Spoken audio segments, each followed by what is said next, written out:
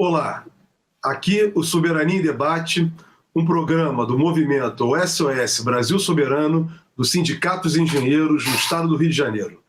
Hoje, para debater mais um importante tema, e assim consideramos, que é exatamente o papel da mídia e a força das redes sociais. Esse tema é um tema fundamental diante da influência que ele exerce sobre as pessoas. É aquilo que Gabriel Tarde já falava na sua obra, a opinião pública e as massas. Quer dizer, essa opinião pública, né, esse fenômeno espiritual que entre cada um de nós e exerce uma influência. Pessoas que não se conhecem e que são formadas, né, a partir de opiniões, né, de atos que são manifestados pelo meio da imprensa e hoje por meio dessa grande rede, né, assim chamada, que são as redes sociais. Então, é um programa que nós consideramos, para nós, que entendemos que o socialismo é a base, né, diante de tudo de mal que está acontecendo, para a transformação da sociedade. Então, nós temos que compreender exatamente o papel exercido pela imprensa tradicional e agora também pelas novas formas de comunicação por meio das redes sociais. Então, influências e eleições, né, ocorreram sobre influência dessas redes e por influência dos meios de comunicação tradicional. Para isso, Francisco, com quem nós vamos contar aqui nessa tarde de hoje? Olá, estamos aqui com pessoas especializadas exatamente em redes sociais, em comunicação, em mídia. Ao nosso lado, aí na tela, Marta Alencar, jornalista, mestranda em comunicação pela Universidade Federal do Piauí, nesse nosso esforço de tirar o centro aqui de Rio de Janeiro, São Paulo, trazer gente de todo o Brasil, especialista em marketing digital e fundadora do COAR. Isso mesmo, coar, esse verbo que a gente usa para coar café, etc. E ela vai explicar por que coar para a gente. E nosso querido Fernando Brito, jornalista com passagens em O Globo, Tribuna da Imprensa, Última Hora, desde militante da imprensa, está sempre presente desde os anos 70, assessor de imprensa de Leonel de Moura Brizola, desde os anos 80, editor do blog Tijolaço. Lembra de Tijolaço? Aquilo que quebrou o monopólio, quebrou o cerco da mídia, escolhido jornalista do ano em 2015. Brito tem muito para nos ensinar sobre comunicação, mídia e redes. Vamos lá, Jorge, é contigo. Francisco, diante de uma dupla dessa, né, com a Marta e com o Brito aqui, né, nós vamos entrar logo direto, vamos entrar logo rasgando. Né, vamos tentar entender aí, vamos começar. Eu vou direcionar a pergunta para os dois, começando para a Marta, mas a questão será para os dois. Né? A diferença entre a mídia tradicional e as redes sociais é a mesma coisa ou não é? Que coisa é essa? O que está acontecendo? Que agentes são esses? Então eu passo para os dois logo, para que possa esclarecer para os nossos internautas, assim que a Lídia me cobra. A Lídia, para quem não sabe, fazer aqui abrir um rápido parênteses.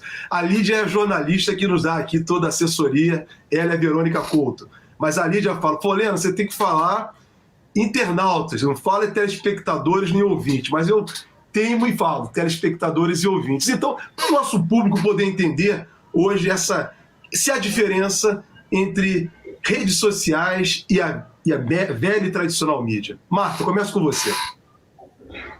Boa noite, agradeço o convite, tanto do Chico como do Jorge, também dá honra de estar com o Fernando Brito. Acho que até ele que deveria ser o primeiro a falar, pela honra que eu tenho de estar aqui com ele, né? Que é um grande jornalista. Então, eu vou deixar ele primeiro falar para depois eu comentar, que também faz parte da minha pesquisa. Pode ser, Fernando?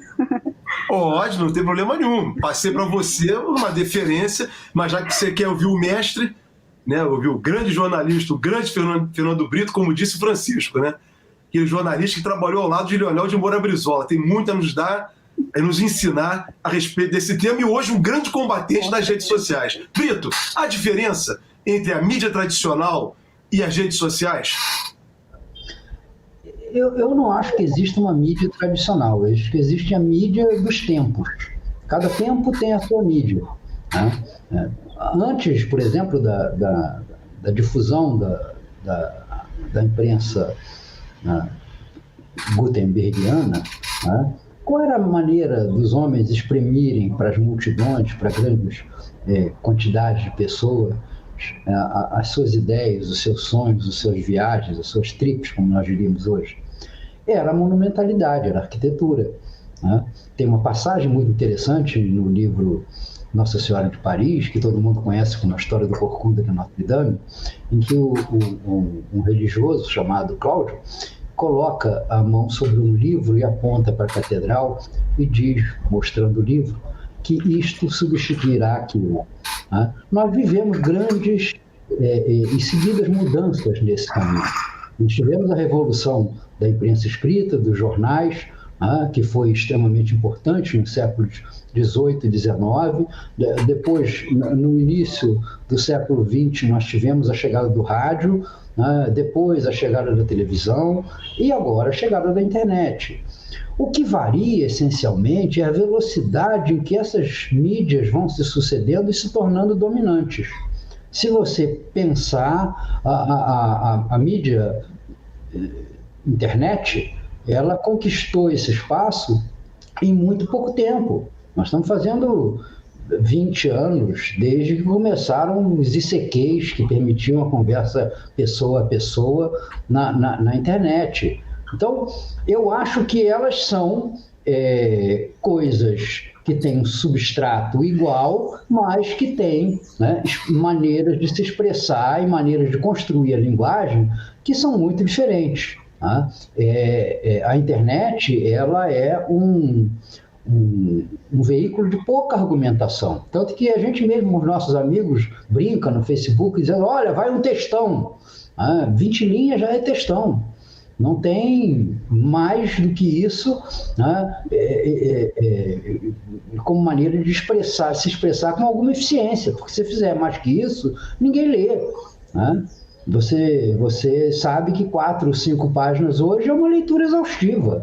Né? Então, você tem que se adaptar a esses novos tempos e compreender também que essa limitação do veículo, que não é uma limitação técnica, mas é uma limitação de atenção do receptor da mensagem, ela obriga você a condensar as suas ideias, às vezes até de uma maneira exagerada e empobrecedora, como é a tal da história da lacração.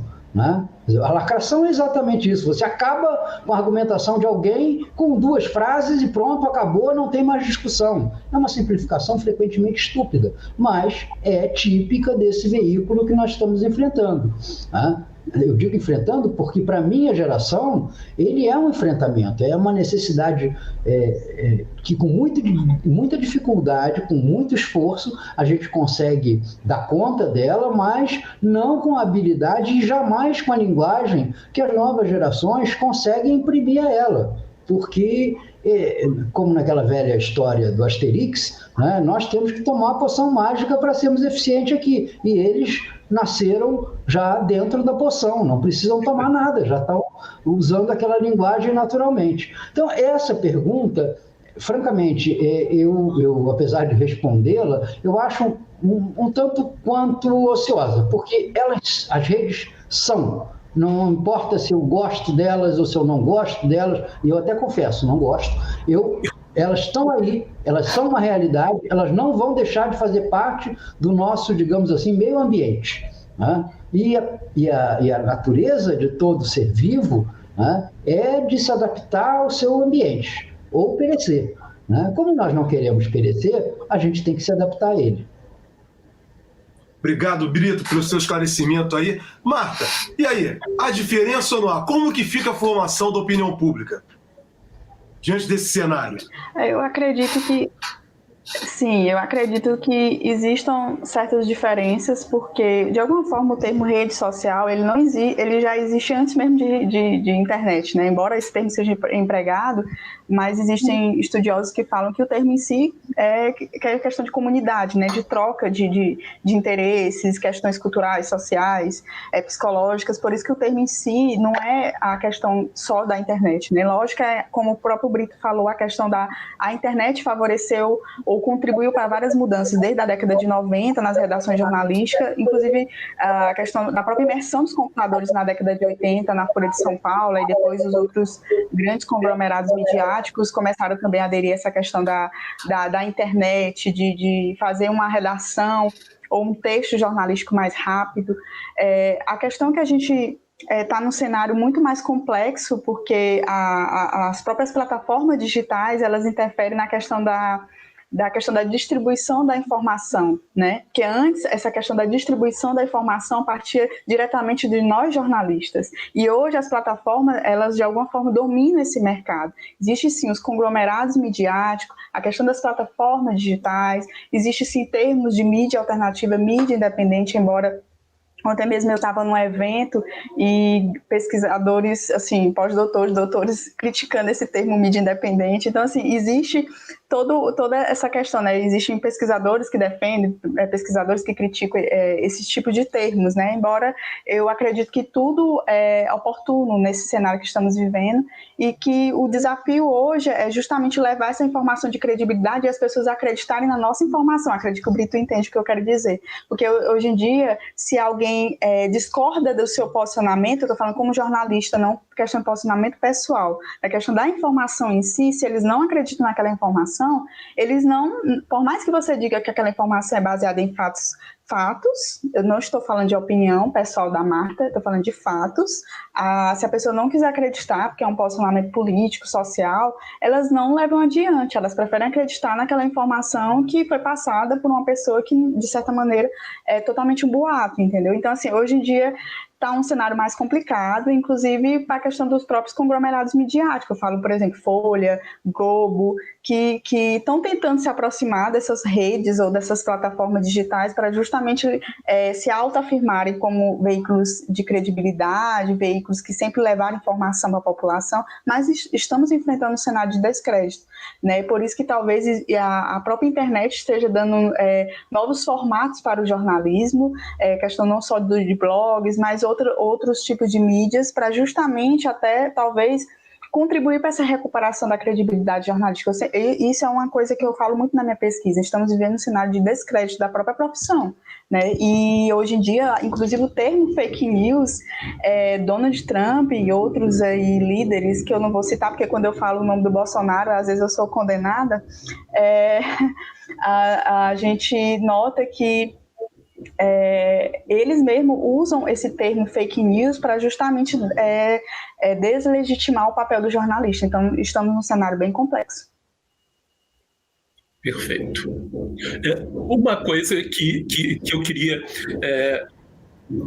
aprofundar um pouco, quer dizer, quando a gente fala que estamos perante uma rede, etc., precisa ter clareza em relação a isso, até que ponto a origem da informação é testada, até que ponto as pessoas em comum se preocupam pela fonte, de onde vem a informação.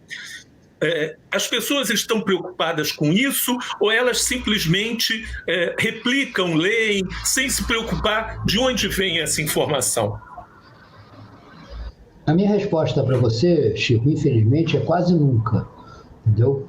Tanto que quando eu tenho contato com as pessoas, às vezes me chamam no Facebook ou no WhatsApp, etc. e tal, e vem com alguma notícia, eu pergunto: quem falou? Quem disse? Saiu aonde? Porque são os primeiros filtros que eu tenho para verificar a qualidade da informação. E, frequentemente, as respostas são naquela vaguidão, né, inespecífica. Disseram, falaram, eu vi. Pessoas de um bom grau de instrução, e às vezes até jornalistas, né, entram nessa armadilha do falaram, disseram.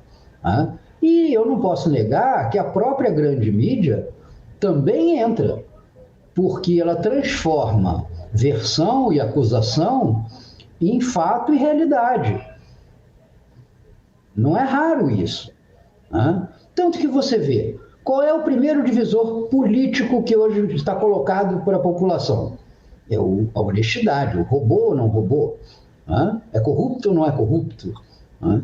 É como se aquilo definisse tudo e como se uma acusação de corrupção, né, bastasse para fazer da pessoa o corrupto. Né? Desaprendeu-se a examinar provas, desaprendeu-se a esperar definições, desaprendeu-se a respeitar, aliás, com a boa ajuda do próprio Poder Judiciário, a respeitar o andamento judicial das questões, e todo mundo passa a ser acusado. A acusação hoje. O problema que eu acho é que vai além dessa natureza crédula das pessoas. Eu acho que vai um pouco do conteúdo intrínseco de autoritarismo que tem esse meio de comunicação via computador. Não é? Porque eu acredito em quem eu quiser acreditar, eu simplesmente me recuso a ouvir, até bloqueio, cancelo, fecho, desligo aquilo que eu não quero ouvir, pulo, né? Posso ignorar, posso deixar para lá o assunto, né? E não discuto fora da minha bolha, então aquela versão não importa dentro da minha bolha, e aquele vira um não acontecimento, vira um não fato. Né? Então, eu acho que uma das características que eu já tinha mencionado na primeira resposta da internet, além da simplificação, né, é essa, né, do sujeito se autocentrar. Porque a manchete do jornal, o título do jornal, não importa se eu o leio ou não, ele existe para o mundo. Né? A informação que uma parcela significativa das pessoas se recusa a considerar, ela deixa de existir para o mundo. Então, esse tipo de coisa é complicado nas redes sociais. E é isso que você vê, né, habitando a cegueira coletiva. Né? Hoje tinha uma treta muito engraçada, não sei se é verdade ou não, um anúncio convocando para um ato de apoio ao Donald Trump, né, contra a fraude eleitoral nos Estados Unidos, numa praça em Maceió. Entendeu? Quer dizer, o fanatismo direitista daquelas pessoas que entronizou o Donald Trump como santo mor desse altar, né, faz com que as pessoas, sem ter um mínimo de informação, um mínimo de opinião, um mínimo de conhecimento, já definir que houve uma fraude na eleição norte-americana e que isso é motivo para movimentar um protesto numa praça no centro de Maceió, com todo o amor a Maceió que eu tenho, uma cidade linda de onde vem a parte paterna da minha família, francamente, não é? Marta? Eu acho essa pergunta muito interessante, porque a gente está vivendo um cenário polarizado, certo? E como o Fernando falou, é bem interessante isso, a opinião assim, das pessoas hoje em dia está dividida assim, muito mais nos interesses dela, né? Como o próprio Patriota fala, é um pesquisador, ele diz que hoje em dia as pessoas só absorvem aquilo que de alguma maneira vai de encontro ao posicionamento delas. Então, por exemplo, eu participo de alguns grupos aqui que tem jornalistas tanto da direita como da esquerda, né? E muitas vezes quando a gente vai colocar uma informação, né, falando que aquela informação era um boato e tal, e aí às vezes jornalistas mesmo da direita falam assim, isso é fake news. Então assim, eles não estão se importando com o fato, eles já estão se posicionando, né, e é muito complexo isso, porque aí eu estou falando aqui de jornalistas, vamos agora falar das pessoas, da população. Eu noto que as pessoas hoje em dia, elas não estão muito criteriosas em relação com a fonte. Ou seja, elas estão mais importando se aquela informação foi minha mãe que passou, porque minha mãe é uma fonte confiável, não aquela fonte do jornalista. Não sei se vocês estão compreendendo. Existe um estudo do Digital News Report, que ele faz um estudo, já tem alguns anos, sobre a questão do impacto da imprensa no mundo, né? E o Brasil sempre é um dos destaques, né? Nos últimos anos, a imprensa brasileira ela teve um descrédito e houve um aumento da questão da credibilidade em relação às redes sociais, ou seja, as pessoas estavam confiando mais naquilo que elas recebiam, principalmente pelo WhatsApp. E é interessante, por exemplo, que hoje em dia a gente tem os robôs e tem, né, humanos que estão por trás dessas desinformações, certo? Por exemplo, eu vou contar bem que uma coisa bem interessante que aconteceu. Tem uma reportagem que eu chequei, passei um dia checando, que eu gosto muito de fazer checagem, e a candidata vereadora troca voto por sexo, certo? Grandes meios do Norte, Nordeste e Minas Gerais divulgaram essa informação, foram mais de 300 que eu elenquei, tirando as páginas de rede social e Twitter. E as pessoas disseram assim, teve jornalista que disse, não, é porque eu achei que era humorístico, mas sátira e paródia, algumas pessoas acreditam naquela informação e disseram que aquela informação era de presidente Dutra. E, na verdade, a informação, inclusive, não era de uma candidata, era de uma suspeita de tráfico de drogas no estado do Rio Grande do Sul. Inclusive, eu falei com a Polícia Civil do estado do Rio Grande do Sul e com o pessoal do 0 Hora. Então, assim, o que eu noto com isso é que as pessoas acreditam nas informações, mas naquelas informações que elas veem, inclusive, dos próprios meios de comunicação. E os meios de comunicação, naquela velocidade da informação, não se preocupam em saber se aquela fonte realmente acertou. Eu estou falando aqui de um papel, não de crítica ou de ombudsman, mas tipo assim, de um papel assim, como pesquisador, eu tenho notado que, embora o nosso próprio papel de jornalista estamos querendo acertar, mas a gente, às vezes, também comete alguns equívocos com relação à questão de levar uma informação com fonte de credibilidade. Para vocês terem ideia, essa informação dessa candidata, que na verdade é uma informação totalmente falsa, muitos meios de comunicação estavam dizendo que era fonte aquilo, e eu cheguei neles e falei, olá, infelizmente essa informação é falsa. E aí eu peguei e falei, olha, que isso aqui foi extremamente... E eles pediram perdão, né? Eles até retiraram depois, mas teve outros que disseram que iam continuar. Então, assim, o que me preocupa é que a gente, ao mesmo tempo, defende, mas também as pessoas, elas estão recebendo e acreditando cada vez mais naquilo que elas recebem pelo WhatsApp, né? Então, e principalmente também, que ontem eu estava assistindo uma pesquisa de uma pessoa do Rio de Janeiro, uma pesquisadora do Rio de Janeiro, e que ela mostrou que, por exemplo, o Telegram, hoje, cada vez mais, as pessoas se informam por lá, porque justamente é mais fácil driblar a questão de, por exemplo, enviar em disparo em massa, né? Então, assim, e as pessoas hoje em dia, por exemplo, PT, Lula cometeu não sei o quê, fulano foi pego, e as pessoas compartilham, elas não procuram saber se aquilo é verdade ou não, elas estão mais preocupadas se aquilo foi o fulano de tal que passou, então se foi um meio de comunicação ou mesmo uma pessoa que ela conheça e divulga. Então, eu acho que hoje em dia há uma questão muito mais complexa a ser discutida e eu, às vezes, é por isso que eu estou aqui, pelo amor de Deus, mas no sentido, assim, de dizer que é cada vez mais crítico esse nosso papel de jornalista. Eu sou jornalista, eu sou pesquisadora, eu defendo a minha profissão, jornalismo é uma profissão essencial, nunca vai deixar de ser, só que também a gente tem que cada vez mais se policiar sobre isso, porque em meio a esse cenário de descrédito, desordem informacional, que a Cleo Wardle e o Hossein Derakhshan falam e estudam tanto, a gente precisa se manter firmes em levar essa informação e principalmente se nos policiarmos se estamos sendo fontes confiáveis de fato para a população.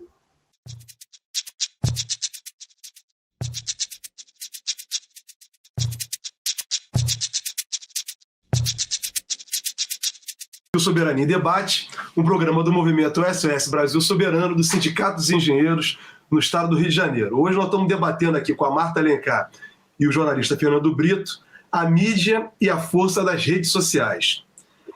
Brito, a Marta falou na primeira intervenção dela o papel, quer dizer, exercido exatamente pelos conglomerados econômicos, tanto da mídia tradicional como também das redes sociais. Nós estamos falando de grandes empresas, Facebook, Google, né? São empresas poderosíssimas, tão poderosas como também os barões da mídia tradicional que representam interesses, né, econômicos. Brito, como hoje esse papel de enfrentamento, né, das redes sociais por parte de jornalistas independentes, né, diante desse cenário, quer dizer, como seria? Eu fico imaginando aqui hoje um tijolaço, o seu tijolaço, os tijolaços do Brizola, nesse cenário com a nova rede? Bom, se você souber a maneira da gente driblar e vencer essa montanha de informação dirigida que o capital, através do seu aparelho ideológico, lança sobre a população, você me conta, porque vai ser uma informação valiosíssima. Mas o que a gente tenta fazer? No fundo, os tijolaços que eu modestamente arranho aqui na internet, que não estão longe de representar alguma coisa tão profunda quanto aqueles que eu fazia com Brizola nos jornais, eles tinham uma função muito simples que o próprio Brizola explicava numa única frase.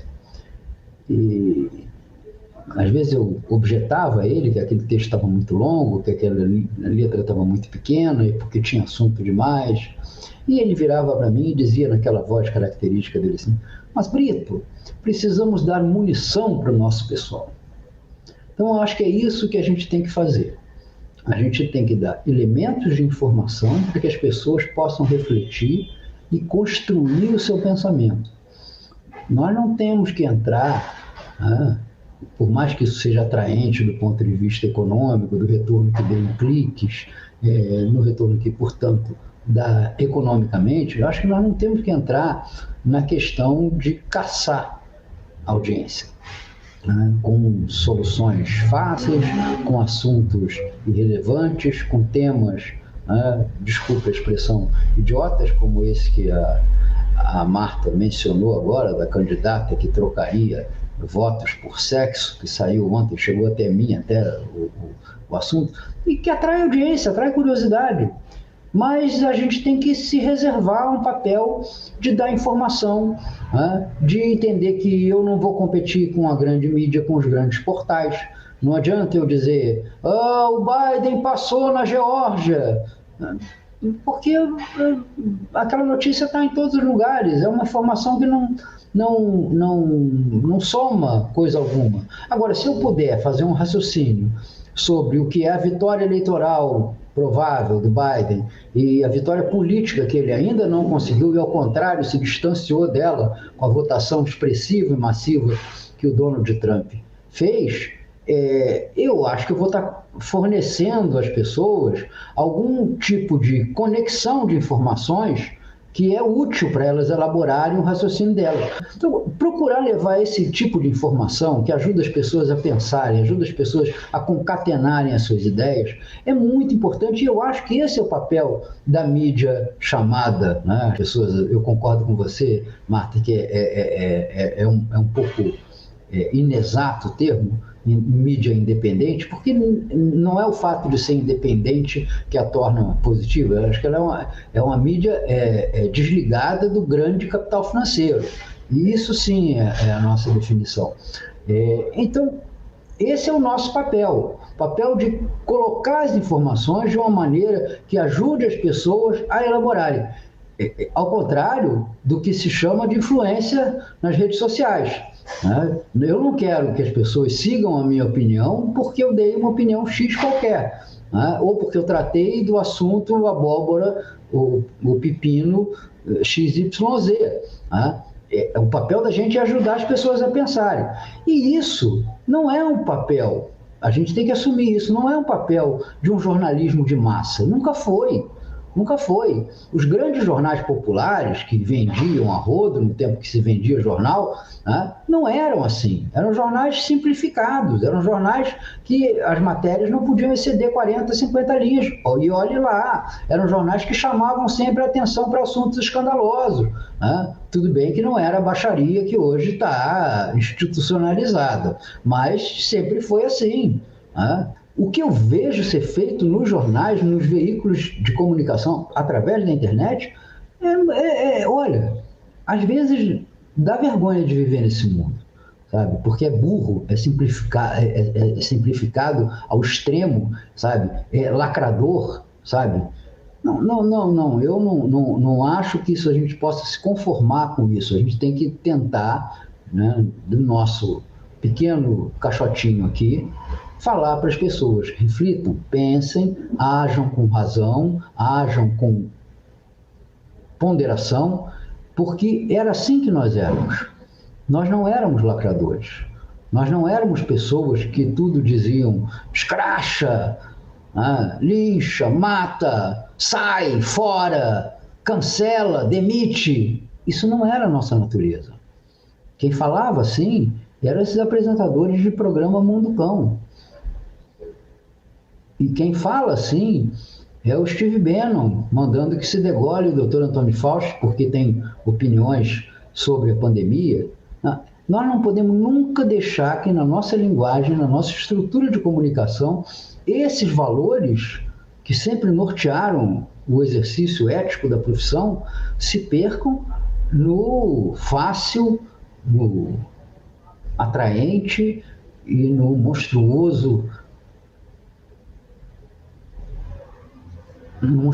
busca, na monstruosa caça de cliques, caça de audiência e caça até de efeitos políticos que isso possa gerar em nosso favor. Porque com isso a gente acaba legitimando o que se faz, as campanhas de demolição que levaram o nosso país à situação de estar governado por um ser chamado Jair Bolsonaro. Uma grande aula de jornalismo que nós tivemos agora, nesse momento. É isso. É isso. Obrigado, Fernando.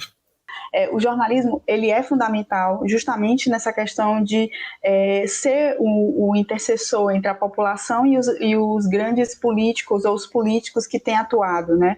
Principalmente de levar essa informação. Eu falo isso porque, por exemplo, o jornalismo ainda se baseia muito nas declarações. Quando o Fernando Brito falou, eu fiquei assim encantada, porque ele deu uma aula. A gente vê os conglomerados midiáticos muito mais preocupados em dar informação do que o político acabou de falar e não em tentar checar o que de fato ele queria dizer. Então, será que aquela informação tem uma certa credibilidade? Então, a gente nota que essa velocidade, essa questão do papel da imprensa é essencial nessa questão de combater essa manipulação, porque há essa manipulação e ela é mais evidente nas plataformas digitais, eu falo nas redes sociais.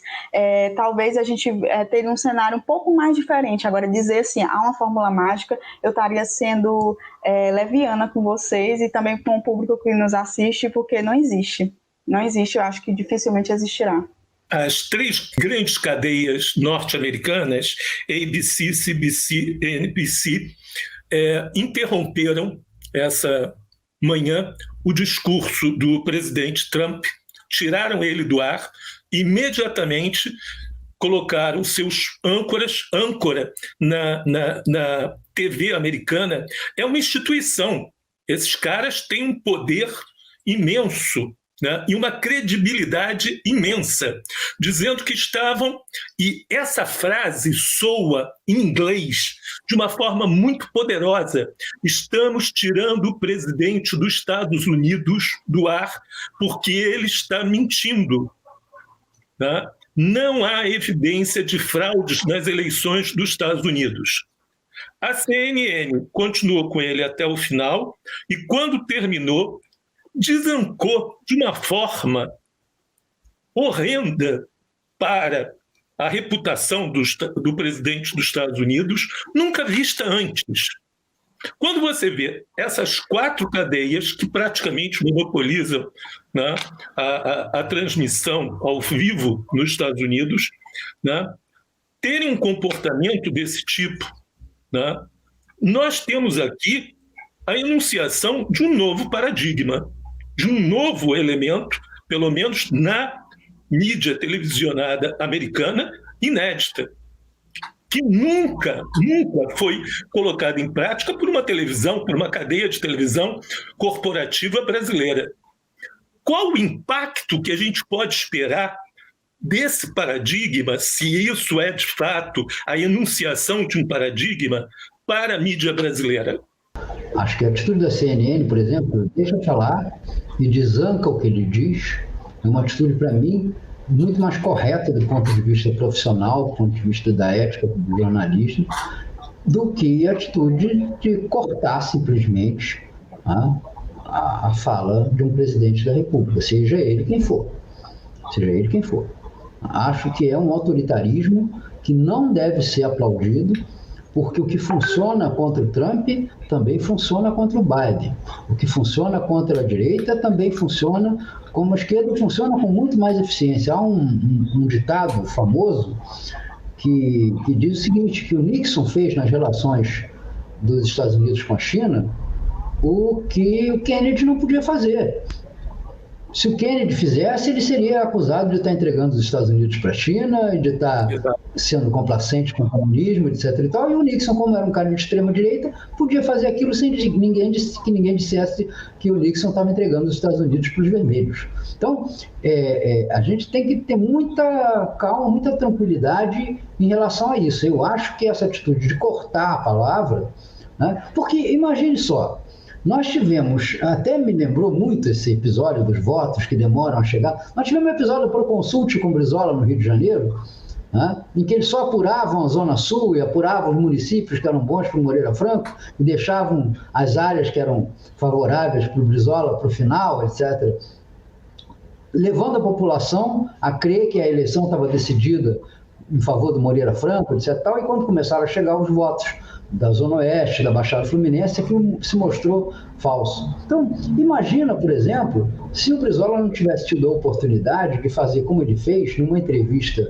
para a TV Globo, ele reclamar publicamente daquele esquema que depois seria conhecido do Proconsult e provocar com isso a tal ponto a ira da direção da emissora, que o Armando Nogueira, então diretor de jornalismo da TV, entrou no ar para debater com o Brizola aquelas acusações que ele estava fazendo. Então, eu acho que isso, a liberdade de falar nunca é em si algo que deva ser reprimido, que deva ser combatido. É diferente, por exemplo, daquilo que eu me referi há pouco no julgamento da menina, do estuprador da menina lá. É diferente. Ali é outra coisa, aquilo é uma audiência formal. Mas no jornalismo, não, a gente tem que deixar e fazer o que a CNN fez. Olha, tudo que disse o presidente Trump não é comprovado, não existem indícios, não existem fatos. Isso é uma maneira que o presidente Trump está encontrando de amenizar a situação difícil que ele está se encontrando nas apurações e vai e acaba com ele. Mas não caçar a palavra. Caçar a palavra é sempre ruim, ainda que no caso do Trump, não ouvi-lo seja uma medida até sanitária. Nesses tempos de pandemia, uma medida até sanitária. Agora, eu acho muito mais importante você não deixar com que a política também, como aconteceu no caso dos Estados Unidos, acaba se tornando um espetáculo vazio de sentido. Entendeu? Não tem nenhum sentido eu gastar 8 horas sabendo quantas urnas faltam na Pensilvânia e se a diferença é de 600, 700, 800, 1.200 votos, porque eu deixei de discutir o resto.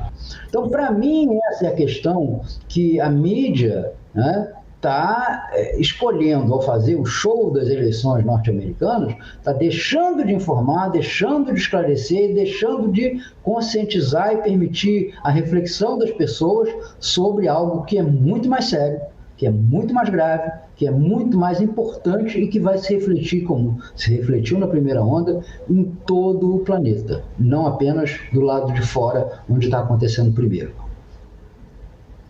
Marta? Me preocupa, e eu concordo plenamente com o Fernando sobre isso, é porque a gente fala em alguns valores, do jornalismo, aí já aqueles critérios que nos direciona para exercermos a nossa profissão, como, por exemplo, a objetividade, a imparcialidade, e aí, por exemplo, eu falo aqui, a imprensa norte-americana, ela está querendo dar uma aula ao mundo, né? Muitas vezes ela tem essa intenção de dizer que sempre inova e, por exemplo, de alguma forma esse posicionamento da imprensa norte-americana não me surpreende tanto. Eu vou explicar por quê. Porque eu estudo fact-checking, né? E o fact-checking em si, ele surgiu nos Estados Unidos e já tem uns 30 anos e, por exemplo, o Brooks Jackson, que criou o fact-checking, foi na CNN, né? E era justamente nessa questão de checar as declarações e checar as promessas, né? E ele criou o factcheck.org. Eu estou explicando isso para vocês compreenderem o que eu estudo e por isso que eu criei a Coar, né? E assim, no caso, o que me assusta é essa questão de não respeitar a liberdade da opinião. Embora eu não concorde, então a gente tem que respeitar a opinião. Por exemplo, embora eu discorde de muita coisa que o Bolsonaro fala, mas eu tenho que ouvir o que o Bolsonaro está falando e eu tenho que respeitar o posicionamento dele falar. A questão da própria liberdade em si, de respeitar o que o outro fala. E, por exemplo, se a gente continuar cortando falando ou impedindo o outro falar só porque, de certa maneira, tudo que ele está falando é mentira, mas as pessoas vão começar a demonizar, perdão pela expressão, a demonizar cada vez mais a imprensa, porque a imprensa, se ela tem que se posicionar como é um veículo que realmente leva um papel de levar informação para as pessoas que seja baseada em fatos e não em posicionamentos, né? Embora a gente saiba, por exemplo, os grandes meios de comunicação, eles são direcionados por linhas editoriais, por, às vezes, grandes grupos empresariais, que muitas vezes eles se posicionam, por exemplo, o SBT mesmo, a Globo, cada um tem um posicionamento, né, político, né? Então, assim, a gente não pode jamais admitir esse tipo de coisa. Lembrando aqui só de uma coisa interessante, é porque alguns meios de comunicação aí que você citou me lembrou uma curiosidade. O Donald Trump, em 2018, em janeiro de 2018, ele fez uma lista, eu acredito que vocês sabem disso, dos 10 veículos que cometiam mais fake news nos Estados Unidos. E um dos que você falou foi justamente o que ele citou, inclusive isso. Então, assim, hoje os meios parece que estão querendo se vingar dele, né? Vamos cortar aqui a fala e dizer que é ele que está mentindo em tudo. Mas, assim, a própria imprensa brasileira está seguindo esse estilo, né? Eu estou falando aqui pelo que eu tenho acompanhado. E, assim, por exemplo, eu estou falando de iniciativa de fact-checking, aqui já começando a tirar um pouquinho do que eu pesquiso, e os grandes meios de comunicação estão fazendo muito isso. Muitas vezes a gente checa o que a direita fala, esquecendo do que a esquerda está falando também, né? Eu estou fazendo aqui um posicionamento para a gente repensar e refletir se a gente também está dando esse espaço para justamente levar de fato aquilo que está sendo checado para as pessoas, os fatos, tanto da direita como da esquerda, seja do centro, seja, eu até falo assim atrás, né? Seja de onde for, temos que levar, porque as pessoas estão cada vez mais criticando esse posicionamento da imprensa em não levar a informação de todos os lados, né? A informação realmente checada. É o que está me assustando e está me preocupando, seja no Brasil, nos Estados Unidos ou em qualquer lugar. Mas as redes não checam. Facebook não checa nada. Mas as plataformas digitais como o Facebook têm se alinhado com os grandes meios de comunicação, né? No sentido de se preocupar. Mas como eu estudo economia política da comunicação, eu até faço essa crítica com alguns estudiosos, porque agora eu estou numa pesquisa nacional de Intervozes, que justamente eles estudam essa questão da desinformação e do impacto das plataformas.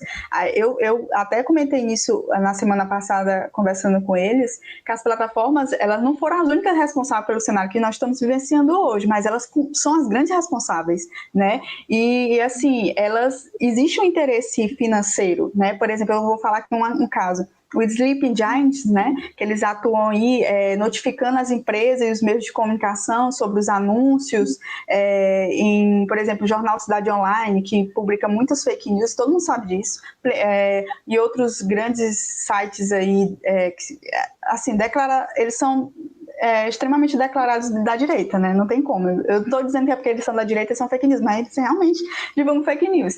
E, por exemplo, tinha um anúncio da Folha de São Paulo que eles foram assinar pelo Google AdSense, que estava lá no jornal Cidade Online. Então, assim, aí depois, quando o Sleeping Giant notificou a Folha, olha, vocês estão divulgando em um site que distribui fake news. Aí a Folha pegou e tirou. E isso foi agora, em março de 2020. O que é que eu quero dizer com isso? É que a questão, que as plataformas, Facebook e Google, são as grandes responsáveis, de certa maneira, pelo cenário que nós estamos vivenciando hoje, inclusive dessa questão da manipulação das eleições. Porque, por exemplo, o Facebook, em 2018, ele diminuiu o alcance das páginas de notícia de jornalismo na sua plataforma. Aí depois ele viu o erro e tentou corrigir, né, na questão de alcance orgânico, né, ou seja, a imprensa que estava ali para justamente levar a informação, eles estavam diminuindo o alcance para dar mal as bolhas, né? Essas bolhas que, inclusive, o próprio Fernando Brito citou, as bolhas especulativas, nada mais é do que isso, bolhas que as pessoas vão de acordo com aquilo que elas acreditam. Então, assim, a imprensa nas plataformas contribui fortemente nesse sentido. Pode falar, Brito. Eu acho que o papel das empresas que mantêm as redes é muito pior do que isso. É muito pior do que isso. Elas são as autoras desse tipo de dirigismo da informação, né, que elas praticam com o máximo de autoritarismo, com o máximo de invasão da privacidade, com o máximo de transformação do usuário das redes em simples mesmo mercadoria, ou como diz aquele aquele documentário, O Dilema das Redes, né, no próprio produto da sua atividade. Né? Qualquer um de vocês pode ver, na hora que verifica ali o preço de um liquidificador, uma batedeira, etc. e tal, passa os próximos dias inundado de propaganda de eletrodoméstico que você não pediu, não foi, que foi uma invasão no seu computador, no seu escopo de visitações, no conteúdo que você acessou, de tal maneira que ninguém, desejando ele, ninguém mais terá ou tem privacidade, né, nos seus acessos eletrônicos.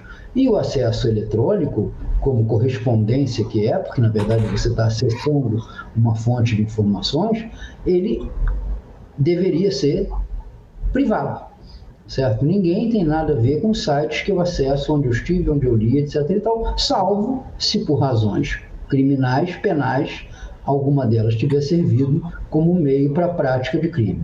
Então, por que, por exemplo, que o Twitter, que se preocupa em marcar os tweets do Donald Trump, para a gente continuar no Donald Trump, que dá a gente completa isenção, né, para falar em defesa de direitos, por que o Twitter, por que o Facebook não fazem campanhas sistemáticas colocando em xeque a sua própria credibilidade?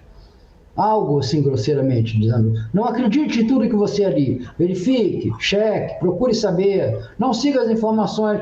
Eu nunca vi, pode ser que seja comigo, alguma coisa comigo, mas eu nunca vi naquelas infindáveis publicações que o Facebook coloca na minha linha do tempo, né? Eu nunca vi nada dizendo isso, nunca vi nada dizendo nós somos um veículo involuntário de fake news.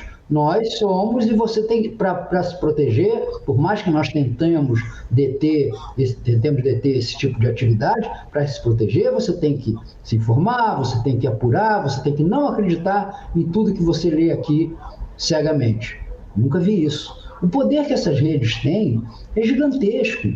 É gigantesco. E ficamos nós, né, na pobreza de ter que ficar até nos submetendo a esse tipo de patrulhamento, né, como você falou do Sleep Giant, que é uma coisa positiva, uma coisa benéfica, mas que frequentemente atinge uma pessoa sem ela merecer. Por exemplo, no blog, vocês sabem que quando você aceita vincular anúncio do Google, você, em princípio, aceita qualquer anúncio deles. Tem lá uma restrição a jogos, anúncios de sexo, etc. e tal. Você clica lá aquelas duas restrições e você parece estar tranquilo. Mas aí eu tinha reações dos leitores que não compreendiam a diferença entre a sua publicação e a publicidade que aparecia nela. Parecia que era um negócio seu, pessoal. Então aparecia um negócio, digamos, do Banco X, era o Itaú, né? Aparecia um anúncio do Itaú, né? Como é que você anuncia o Itaú, um banco que está sonegando 25... Eu nem sabia que o anúncio está saindo ali, porque para cada leitor, quando abre a minha página, aparece um anúncio diferente. Você não tem nem como controlar isso. Então eu posso, por exemplo, acabar veiculando o anúncio de uma empresa que compactua com racismo, compactua com trabalho escravo, compactua com a humilhação das pessoas, e nem saber. E aparecer o exército da lacração em cima de mim e me fuzilar por algo que eu nem fiz, que eu nem sei que está ali. Porque a pessoa não acessou um site de compra de geladeiras e apareceu o anúncio lá da outra empresa que fabrica eletrodoméstico, que por acaso teve uma denúncia de trabalho escravo. Pronto, morreu, não tem defesa. Então a gente tem que tomar muito cuidado com esse negócio. Olha, o simplismo é um ingrediente quase que sempre indispensável para a estupidez, né? A gente tem que parar e pensar, parar e refletir, né? E não fazer esse tipo de coisa, né, que deixa a gente na mão de empresas como o Facebook, o Twitter, o Instagram, na verdade quase todos eles uma só, né? Porque nós estamos emprestando a eles uma credibilidade que talvez nós não emprestássemos a um veículo de comunicação convencional. Que eu li tal coisa no Globo, mas não acredito porque eu sei da linha política do Globo, sei como é que ele se comporta, etc. e tal. Mas está no Facebook, está no Twitter, eu tendo a achar que não tem uma empresa ali. Eu tendo a achar que não tem um interesse econômico ali. E olha, são baita interesses econômicos. Né? Olha, infelizmente o tema é muito denso, é muito, né? Mas já passamos aqui mais de 1 hora do nosso programa. Passou rápido. Um programa que voou pela forma com que vocês fizeram a exposição, nos ajudando a esclarecer. Eu acho que agora, nesse final, Brito, nós chegamos exatamente naquilo que eu tentei apresentar no início para você, que é a força do capital, do poder econômico, tanto na mídia tradicional como também nas grandes redes. Quer dizer, é isso que eu estou capturando do ensinamento de vocês aqui nesse dia de hoje. Passo para você, Brito, para suas considerações finais e despedida do nosso público. Olha, eu acho que a gente tem que conservar na vida um pouco daquela história que o Brecht coloca na boca do Galileu, sua peça.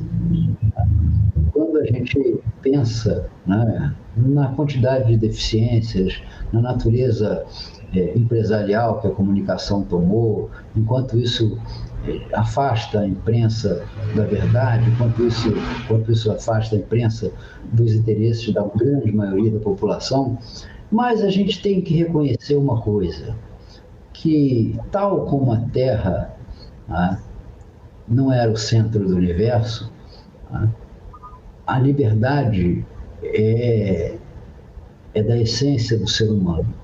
Então, quando Galileu falou que a Terra era fixa no universo, entretanto se movia, eu acho que a gente tem que dizer a mesma coisa da imprensa. Né? Ela é dominada, é distorcida, é controlada pelo poder econômico e, no entanto, ajuda a libertar. Né?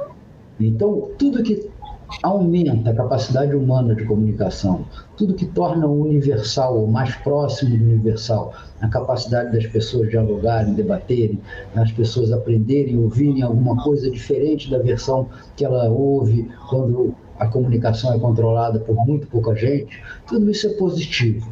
E nós vamos acabar saindo desse período, digamos assim, da Idade da Pedra, em que nós estamos em matéria de redes sociais e comunicação via internet. Eu acho que a gente está ainda no período da selvageria. Talvez a gente consiga se transformar, né, em algumas décadas, talvez, em uma comunidade que convive fraternamente. Eu me lembro que nós tínhamos aí na nossa pauta uma pergunta se as redes também não entravam como um espaço de convívio, de fraternidade, como funcionam também as religiões. Né? Eu acho que sim. Elas favorecem uma fraternidade, assim como a igreja favorece uma fraternidade, que os movimentos sociais, os sindicatos, a esquerda, os partidos progressistas, um dia já foram e que deixaram de ser. Né? Então, eu acho que é muito importante para o ser humano esse não estar só, esse estar acompanhado, esse viver a fraternidade, a irmandade, a preocupação comum, as ideias em comum, os sofrimentos em comum, as alegrias em comum, a risada, a piada, a brincadeira. Né? Porque a gente mesmo faz isso, a gente sente essa necessidade, por que vai condenar nos outros? Né? Então, eu sou uma pessoa esperançosa. Eu acho que, como o Galileu, lá depois da confissão forjada de que a Terra era o centro fixo do universo, eu acho que, entretanto, o mundo se move. Obrigado, Brito. Marta, suas considerações finais e despedida para o nosso público. Eu quero agradecer, porque, assim, nossa, vocês não têm noção que eu fiz um evento recentemente sobre desinformação no Nordeste e teve mais inscrição do Sul do que do Nordeste. Né? Foi muito interessante, estava até conversando com o Francisco Belda, que é o presidente do Projal, sobre isso, que ele ficou assim, nossa, então o pessoal do Sul quer saber o que o Nordeste está fazendo, né?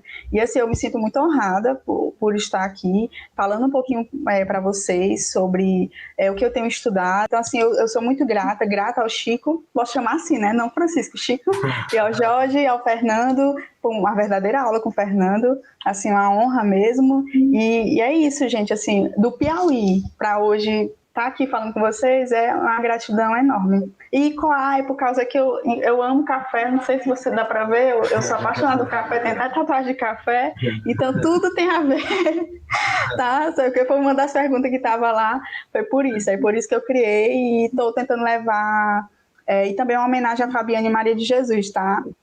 É a história dela, que ela morreu por causa de um boato, então assim, onde eu puder levar o nome da Fabiane, eu vou levar. Marta e Brito, nós é que agradecemos por você estar aqui com a gente, nos ajudando, né, Francisco? E... Com certeza. Visitem a página da Marta, né? Isso. Dá o endereço rapidinho da página, Marta. É www.coarnoticias.com. É uma página linda, visitem a página, é uma página muito deliciosa. Obrigada. E temos também o Fernando Brito com o Tijolaço, que é o grande conhecido público do nosso público. E, mais uma vez, agradecê-los, agradecer também os nossos internautas, nossos ouvintes e telespectadores por estar conosco até agora e convidando-os para a próxima semana, para um novo Soberania em Debate, um programa do movimento SOS Brasil Soberano dos Sindicatos Engenheiros. Até a próxima semana. Muito obrigado.